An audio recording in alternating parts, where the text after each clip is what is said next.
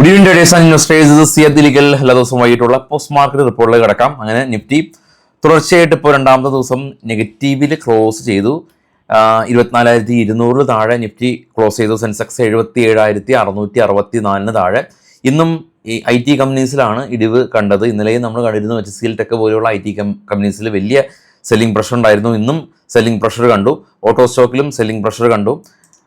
ഇന്ന് ഈ pharma companies, especially doctor Reddy, Cipla പോലെയുള്ള കമ്പനീസാണ് നിഫ്റ്റീനെ ഒന്ന് പിടിച്ചു നിർത്തിയെന്ന് പറയുമ്പോൾ വലിയ സെല്ലിംഗ് പ്രഷർ തന്നെയാണ് ഉണ്ടായിരുന്നത്. നിഫ്റ്റിയുടെ ചാർട്ടും നിഫ്റ്റിയുടെ ടോപ്പ് ഗെയിനേഴ്സൊക്കെ കണ്ടുവരാം.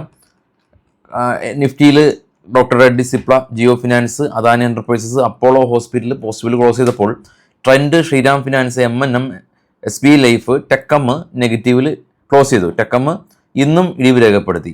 നിഫ്റ്റിയുടെ ചാർട്ടൊക്കെ കാണാം. ഗ്യാപ് ഡൗൺ ഓപ്പൺ ചെയ്തു. അതിനുശേഷം 24,156 മൾട്ടിപ്പിൾ ടൈം സപ്പോർട്ട് എടുത്തു. ഏകദേശം 24,300 മൾട്ടിപ്പിൾ ടൈം റെസിസ്റ്റൻസ് ഫേസ് ചെയ്തു. ഒരു head and shoulder pattern create ചെയ്തു. അങ്ങനെ ട്രേഡിങ് അവസാനിപ്പിച്ച ഒരു ദിവസമാണ് നമ്മളിന്ന് കണ്ടത്. ട്രെൻഡ് നമ്മൾ കണ്ടതുപോലെ തന്നെ 4% ഒരു ഇടിവുണ്ടായി. മിഡ് ക്യാപിലേക്ക് നോക്കുമ്പോൾ യൂണിയൻ ബാങ്ക് 8% ഒരു ഇടിവ് രേഖപ്പെടുത്തിയിട്ടുണ്ട്. യൂണിയൻ ബാങ്ക് ഇവരുടെ നെറ്റ് ഇൻട്രസ്റ്റ് ഇൻകം ബിലോ എക്സ്പെക്റ്റേഷനാണ് ഉണ്ടായിരുന്നത്. അതുപോലെ ഭാരത് കുക്കിംഗ് 5% ഒരു ഇടിവ് ഉണ്ടായിരുന്നു. ഹാവൽസും 7% ഒരു ഇടിവ് രേഖപ്പെടുത്തി മിഡ് ക്യാപ്പിൽ. L&T ടെക്നോളജിയും ഇടിവ് രേഖപ്പെടുത്തിയ കമ്പനിയാണ്. ഇൻഫോസിസും ഇടിവ് രേഖപ്പെടുത്തി. ജിയോ ഫിനാൻസ് നമ്മൾ നേരത്തെ കണ്ട പോലെ തന്നെ പോസിറ്റീവിൽ ക്ലോസ് ചെയ്തു. 50% ജോയിൻറ്റ് വെഞ്ചർ കോൺട്രാക്റ്റ് അലയൻസായിട്ട് ഈ ജിയോ ഫിനാൻസ് സൈൻ ചെയ്തിട്ടുണ്ട്. ഈ ഇറാൻ ഇഷ്യൂവിലേക്ക് നമ്മൾ പോകുമ്പോൾ ആ സെയിം പാരലായിട്ട് വേറെ കാര്യങ്ങളും കൂടി നടക്കുന്നുണ്ട്. ഇന്ത്യ US വ്യാപാര ചർച്ചകൾ നടക്കുന്നുണ്ട്. അപ്പോൾ അതിൻ്റെ 3 ദിവസത്തെ ചർച്ച ഇന്ത്യൻ പ്രതിനിധി സംഘം US നടത്തി. 20-ാം തീയതി മുതൽ 22-ാം തീയതി വരെ നടത്തിയ ഈ ഒരു ചർച്ചയിൽ ചീഫ് നെഗോഷിയേറ്ററായിട്ട് ഡർപ്പൻ ജെയിനാണ്, അദ്ദേഹമാണ് പങ്കെടുത്തത്. അപ്പോൾ അദ്ദേഹം ഇന്ത്യയിലേക്ക് വന്നു. ഇതിൻ്റെ വിശദമായിട്ടുള്ള ഈ ചർച്ചയുടെ കാര്യങ്ങളെല്ലാം തന്നെ വരും ദിവസങ്ങളിലൊക്കെ നമുക്ക് മാധ്യമങ്ങളോട് അറിയാനായിട്ട് സാധിക്കും. അപ്പോൾ എൻ്റെ പോയിൻ്റ്, ആ ഒരു കാര്യം പാരലലി നടക്കുന്നുണ്ട്. ഇറാൻ ഇഷ്യൂവിലേക്കൊക്കെ നമുക്ക് നാളെ രാവിലെ പ്രീ മാർക്കറ്റിൽ കൂടുതൽ ഡേറ്റ, ഈ ഒരു യുദ്ധ സംബന്ധമായിട്ടുള്ള ഡേറ്റ ആയിട്ടൊക്കെ വരാം. രണ്ടാം ഘട്ട ചർച്ചയ്ക്ക് US തയ്യാറായിട്ടുണ്ട്. ഇറാൻ തയ്യാറായിട്ടില്ല. ഭീതിയുടെ മറവിൽ ചർച്ചയ്ക്ക് താല്പര്യമില്ല എന്നുള്ളതാണ്. അതിനിടെ ഇറാൻ ഇന്ന് രാവിലെ 2 ബ്രിട്ടൻ കപ്പലുകളെല്ലാം തന്നെ ആക്രമിച്ചതിനെ തുടർന്നാണ് US ഫ്യൂച്ചറെല്ലാം തന്നെ നെഗറ്റീവിലേക്ക് പോയിരുന്നത്.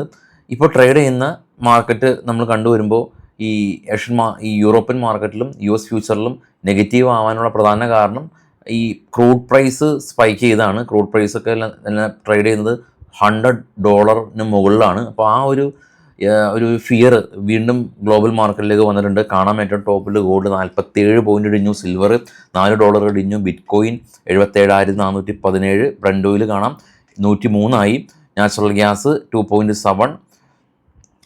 നിഫ്റ്റി ഡോ ഫ്യൂച്ചർ കാണാം negative. Nasdaq future negative. Asian മാർക്കറ്റുകളെല്ലാം തന്നെ നെഗറ്റീവിൽ അടച്ചു. ഇപ്പോൾ ട്രേഡ് ചെയ്യുന്ന 3 യൂറോപ്യൻ മാർക്കറ്റിൽ ഡാക്സ് ജർമ്മൻ മാർക്കറ്റ് 115 പോയിൻ്റ് ഇടിവിലാണ് ഇപ്പോൾ ട്രേഡിങ് തുടരുന്നത്. അപ്പോൾ ഇതാണ് അവസ്ഥ. മൊത്തത്തിൽ ഒരു കൺസോൾട്ടേഷൻ മോഡിലേക്കാണ് നമ്മുടെ മാർക്കറ്റ് പോകുന്നത്. പക്ഷേ 2 ദിവസം കൺസോൾട്ടേറ്റ് ആണെങ്കിൽ കൂടിയും 24,578 വരെയൊക്കെ പോയ നിഫ്റ്റി ആയിരുന്നു. ഇപ്പോൾ 24,200 താഴെയൊക്കെ ക്ലോസ് നടത്തി ഒരവസ്ഥയിലാണുള്ളത്. IT കമ്പനികളിൽ ഇപ്പോൾ വിപ്രോ ഷെയർ ബാക്ക് പ്രഖ്യാപിച്ചു. TCS ഷെയർ ബാക്ക് പ്രഖ്യാപിച്ചിരുന്നു. ഈ AI ബബിൾ ഇല്ല എന്ന് ആവർത്തിച്ച് പറയുമ്പോഴും അത് ഉണ്ടോ എന്നുള്ളൊരു ഭീതിയാണ് ഇപ്പോഴും തുടരുന്നത്. ഒരു കാര്യം സത്യമാണ്, ഈ AIയുടെ വരവോട് കൂടിയിട്ട് ജോലിയിൽ ആളുകളുടെ എണ്ണം അത് കുറവ് ആയേക്കാം. എല്ലാ മേഖലയിലും, എസ്പെഷ്യലി ഡിസൈൻ മേഖലയിലെല്ലാം തന്നെ ആളുകളുടെ എണ്ണം വളരെയധികം കുറവാണ്. IT മേഖലയിൽ തന്നെ കോഡ് ടെസ്റ്റ് ചെയ്യുന്ന, ഇപ്പോൾ ഓട്ടോമേറ്റഡ് ടെസ്റ്റിങ്ങും കാര്യങ്ങളൊക്കെയാണ്. മാനുവൽ ടെസ്റ്റർ ഉണ്ട്. IT കമ്പനീസിലൊക്കെ വർക്ക് ചെയ്യുന്ന ആൾക്കറിയാം മാനുവൽ ടെസ്റ്റർ ഉണ്ട്. അപ്പോൾ മാനുവൽ ടെസ്റ്റർ പോലെയുള്ള അങ്ങനെയുള്ള ജോബിൻ്റെയൊക്കെ എണ്ണം വളരെ ഗണ്യമായിട്ടൊക്കെ കുറഞ്ഞേക്കാം. അപ്പോൾ ആ ഒരു ഭീതി നിലനിൽക്കുന്നുണ്ട് എന്നുള്ളതാണ് നമുക്ക് കാണാൻ സാധിക്കുന്നത്. സ്റ്റോക്കുകളിൽ കുറച്ച് വാർത്തകളിലേക്ക് പോകാം. ബൈസൽ റെക്കമെൻഡേഷൻ അല്ല.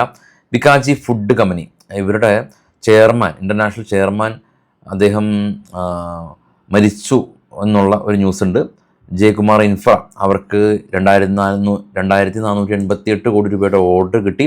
പട്ടേൽ എഞ്ചിനീയറിംഗ് 1,593 കോടി രൂപയുടെ ഒരു നേപ്പാളിലെ ഹൈഡ്രോ പവർ പ്രൊജക്റ്റ് ലഭിക്കാൻ സാധ്യതയുണ്ട് എന്നുള്ള ന്യൂസ്. L&T കമ്പനി 2500 കോടി രൂപയുടെ ഒരു ബിൽഡിംഗ് ഫാക്ടറി ഓർഡർ കമ്പനിക്ക് ലഭിച്ചു. ഹിമാദ്രി സ്പെഷ്യാലിറ്റി കമ്പനി 158 നിന്ന് 185 പ്രോഫിറ്റ് കമ്പനി ഉയർന്നു. കമ്പനി 2.5% പ്രോഫിറ്റ് ഇന്ന് ക്ലോസ് ചെയ്തു. ടാറ്റ ടെല സർവീസ് കമ്പനി 2% ഇന്ന് പോസിറ്റീവിൽ ക്ലോസ് ചെയ്തു. ലോസിലുണ്ടായിരുന്ന കമ്പനിയാണ് 306 കോടി രൂപ, ഇത്തവണ 600 കോടി രൂപ പ്രോഫിറ്റിലായിട്ടുണ്ട്. ആദിത്യ ബിർള സൺലൈഫ് കമ്പനി 228 നിന്ന് 190 പ്രോഫിറ്റ് സ്ലൈറ്റ്ലി ഒന്ന് കുറഞ്ഞു. ടിപ്സ് മ്യൂസിക് കമ്പനി 30 കോടി രൂപയിൽ നിന്ന് 59 കോടി രൂപയിലേക്ക് പ്രോഫിറ്റ് ഉയർന്നു. കമ്പനി ഇന്ന് 8% സ്റ്റോക്കിൽ റാലി കണ്ടു. സ്റ്റെർലിംഗ് ആൻഡ് വിൽസൺ കമ്പനി ഇവർ നെറ്റ് പ്രോഫിറ്റ് 55 കോടി രൂപയിൽ നിന്ന് 135 ഉയർന്നു. യൂണിയൻ ബാങ്ക് ഇന്ന് ആക്ച്വലി പ്രോഫിറ്റ് 6% ഉയർന്നെങ്കിൽ കൂടിയും ഇവരുടെ പ്രൊവിഷൻ സ്പൈക്ക് ചെയ്തു. എന്താ പ്രൊവിഷൻ? ഈ കമ്പനിക്ക് ഇപ്പോൾ കിട്ടാക്കടം ഉണ്ടാവുന്ന സമയത്ത് ബാങ്കിന് അപ്പോൾ 100 കോടി രൂപ കിട്ടാക്കടം ഉണ്ടെങ്കിൽ, ബാഡ് ഡെപ്റ്റ് ഉണ്ടെങ്കിൽ, അപ്പോൾ അതിനെ ഓവർകം ചെയ്യാനായിട്ട് ഒരു 10 CR പ്രൊവിഷൻ ബദലായിട്ട് ഒരു പ്രൊവിഷൻ ഫിഗർ വെക്കും. അപ്പോൾ പ്രൊവിഷൻ ഫിഗർ കൂടുതൽ വെച്ചു. അപ്പോൾ അതിനർത്ഥം ബാഡ് ഡെപ്റ്റ്സ് കൂടുതലുണ്ടായ വന്നേക്കാം എന്നുള്ള എക്സ്പെക്റ്റേഷൻ. അതാണ് ടെക്നിക്കലി യൂണിയൻ ബാങ്ക് ഇടിയാൻ കാരണം. ഭാരത് കുക്കിംഗ് 66 നിന്ന് 27 പ്രോഫിറ്റ് ഇടിഞ്ഞു. സ്റ്റോക്ക് നിന്ന് 5% ഇടിഞ്ഞു. ഒറാക്കിൾ ഫിനാൻസ് ഇന്ന് 8% പ്രോഫിറ്റിൽ ക്ലോസ് ചെയ്തു, റാലി ചെയ്തു. സ്റ്റോക്ക് 640 നിന്ന് 840 പ്രോഫിറ്റ് ഉയർന്നുണ്ടായിരുന്നു. Aster DM health care company ഇവരെ സംബന്ധിച്ച് ഇവർ ഓസ്റ്റർ ഗ്രീൻ ഹൈബ്രിഡ് എന്ന് പറഞ്ഞൊരു കമ്പനീനെ അക്യൂർ ചെയ്യുന്നുണ്ട്. KIMS Krishna institute of medical science company ഇവർ ദക്ഷാണി ഹെൽത്ത് കെയർ ആയിട്ടൊരു പുതിയ ഓങ്കോളജി കെയർ ബിസിനസ് ചെയ്യാൻ ധാരണയായി. ആസാദ് എഞ്ചിനീയറിംഗ് കമ്പനി ഇവർക്കൊരു പുതിയ മാനുഫാക്ചറിങ് ഫെസിലിറ്റി ഇനാഗ്രേറ്റ് ചെയ്തു.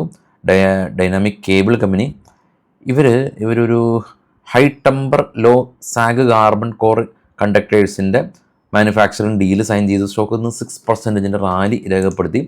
ഓപ്പൺ ഇൻട്രസ്റ്റ് പരിശോധിക്കുമ്പോൾ 24,150 നിഫ്റ്റിയുടെ സ്പോട്ട് കോൾ അഡീഷൻ കാണുന്നുണ്ട്. കോൾ സൈഡിൽ കൂടുതൽ ആൾ മാർക്കറ്റിനെ ഷോർട്ട് ചെയ്യുന്നുണ്ട്. പക്ഷെ എൻ്റെ ഒരു പോയിന്റിൽ ഈ ഇപ്പോൾ കോൾ സൈഡിലേക്ക് എസ്പെഷ്യലി ഇന്നൊരു നെഗറ്റീവായിരുന്നു. ഇറാൻ 2 ഷിപ്പിനെ ആക്രമിച്ചു. ക്രൂഡ് 100 സ്പൈക്ക് ചെയ്തു. ഡോ ഫ്യൂച്ചറും നാസ്ഡാക്ക് ഫ്യൂച്ചറെല്ലാം തന്നെ നെഗറ്റീവായിട്ട് നമ്മുടെ മാർക്കറ്റ് 200 പോയിൻ്റ് ഗ്യാപ്പ് ഡൗണിൽ ഓപ്പൺ ചെയ്ത് അവിടെ നിൽക്കുന്ന ഒരു അവസ്ഥയാണുള്ളത്. നേരെ മറിച്ച് എന്തെങ്കിലും ഒരു പോസിറ്റീവായിട്ടുള്ള വാർത്തകൾ വരുമ്പോഴോ മാർക്കറ്റ് പറക്കുന്ന അവസ്ഥയാണുള്ളത്. അതുകൊണ്ട് തന്നെ ഈ മാർക്കറ്റിനെ ഷോർട്ട് ചെയ്യുന്ന ചില ആളുകൾക്ക് അങ്ങനെ ഒരു ടെൻഡൻസി ഉണ്ട്. നെഗറ്റീവാണോ എന്നാൽ പിന്നെ കണ്ണും പൂട്ടി അങ്ങ് ഷോർട്ട് ചെയ്തേക്കാം. ഇന്നത്തെ മാർക്കറ്റ് നോക്കി ആദ്യത്തെ ക്യാൻഡിൽ നോക്കി. ആദ്യത്തെ ക്യാൻഡിൽ എന്താ സംഭവിച്ചത്? ഒരു ലോ ടെസ്റ്റ് ചെയ്തു 24,150. എന്നിട്ട് മാർക്കറ്റ് മുകളിലേക്ക് പോയല്ല ചെയ്തത്. 24,300 വരെ മാർക്കറ്റ് പോയില്ലേ. 150 പോയിൻ്റല്ലേ കയറിയത്. അപ്പോൾ മാർക്കറ്റ് നെഗറ്റീവാണ്. ചില ആളുകളുണ്ട് മാർക്കറ്റ് നെഗറ്റീവാണ് എന്നാൽ പിന്നെ പുട്ട് ഓപ്ഷൻ, മാർക്കറ്റ് പോസിറ്റീവാണ് എന്നാൽ പിന്നെ കോൾ ഓപ്ഷൻ. ഈ ചാർട്ടിൽ നിന്ന് ഒന്ന് വെയിറ്റ് ചെയ്ത് 5 മിനിറ്റ് ക്യാൻഡിൽ കഴിഞ്ഞ് മാർക്കറ്റിൻ്റെ ഗതി മനസ്സിലാക്കി, ടോപ്പ് മൂവേഴ്സിൻ്റെ മൂവ്മെൻറ്റ് മനസ്സിലാക്കി, അതിനുശേഷം ഒന്ന് സ്റ്റേബിൾ ചെയ്തിട്ട് ട്രേഡ് ചെയ്യാമല്ലോ. ധൃതി വേണ്ടല്ലോ. അവിടെ മാർക്കറ്റ് ഒന്ന് ഒതുങ്ങട്ടെ. ധൃതി പിടിക്കുകയാണ് ഏറ്റവും പ്രശ്നം. ധൃതി ഇല്ലാതെ ക്യാപിറ്റൽ കയ്യിലുണ്ടോ ഇരുന്നോട്ടെ, അലോക്കേറ്റ് ചെയ്യണ്ട. ഇപ്പോഴത്തെ സാഹചര്യങ്ങളിൽ ഒരു നല്ലൊരു അവസരം കിട്ടുമ്പോൾ അലോക്കേറ്റ് ചെയ്യുക. ഓവർനൈറ്റ് ഹോൾഡിങ് വേണ്ട, ഒഴിവാക്കാം. ഇതെല്ലാം മാറില്ലേ. എന്നും യുദ്ധം നിൽക്കില്ല. ഇപ്പോൾ എന്നും യുദ്ധം നിൽക്കില്ല എന്ന് പറയുമ്പോൾ റഷ്യ ഉക്രൈൻ വാർ ഇപ്പോഴും നടക്കുന്നുണ്ട്. പക്ഷേ അതിൻ്റെ ഇമ്പാക്റ്റ് പതിയെ കുറയും. ഇപ്പോൾ ഇറാൻ ആയതുകൊണ്ട് മാത്രമാണ് ഇതിൻ്റെ ഇമ്പാക്റ്റ്, ഈ ഹോർമുസ് ഉള്ളത് കൊണ്ടാണ് ഇതിൻ്റെ ഒരു ഇമ്പാക്റ്റ് ഇപ്പോഴും നിലനിൽക്കുന്നത്. വേറെ രാജ്യമായിരുന്നെങ്കിൽ മാർക്കറ്റ് പണ്ടേ ഡൈജസ്റ്റ് ആയേക്കേനെ. ഈ ഒരു ഹോർമുസ് നിലനിൽക്കുന്നിടത്തോളം കാലം ഈ ഒരു യുദ്ധത്തിന് പ്രസക്തി ഉണ്ടത് ശരിയൊക്കെ തന്നെയാണ്. എങ്കിലും ഇത് പലപ്പോഴായിട്ട് ഇത് സോൾവ് ആവും. അപ്പോൾ അതുകൊണ്ട് വെയിറ്റ് ചെയ്ത് പിന്നീട് കമോഡിറ്റിയൊക്കെ വലിയ തോതിൽ ട്രേഡ് ചെയ്യാം. ഇപ്പോൾ ഒന്ന് വെയിറ്റ് ചെയ്യാം. എനിവേ നാളെ കാണാം. Thank you all.